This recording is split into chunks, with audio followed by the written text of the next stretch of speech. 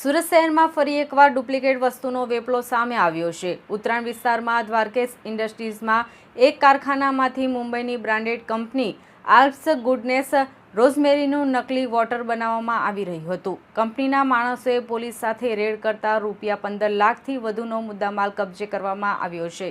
આ સાથે જ એક આરોપીની પણ ધરપકડ કરવામાં આવી છે।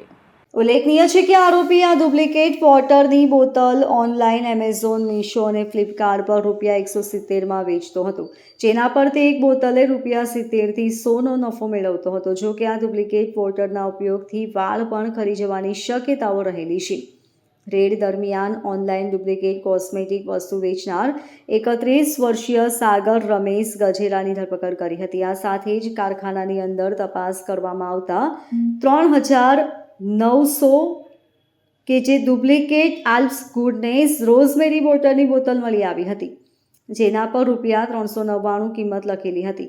પોલીસ દ્વારા લાખોનો મુદ્દામાલ કબજે કરવામાં આવ્યો હતો। હાલ તો ઉત્તરાયણ પોલીસ દ્વારા સાગર ગજેરાની સામે કોપીરાઇટ એક્ટ અંતર્ગત ગુનો નોંધી વધુ કાયદેસરની કાર્યવાહી કરવામાં આવી છે। અત્યારે ઉલ્લેખનીય છે કે આ અસલી પ્રોડક્ટ તંદુરસ્ત, મજબૂત અને જાડા વાળ મેળવવામાં મદદ કરવા માટે જાણીતી છે। જો કે સુરતમાં સાગર ગજેરા નામનો યુવક આ વોટરનું ડુપ્લિકેટ બનાવીને વેચાણ કરતો હોવાથી તેની આડઅસર થઈ શકે તેવી પણ શક્યતાઓ છે।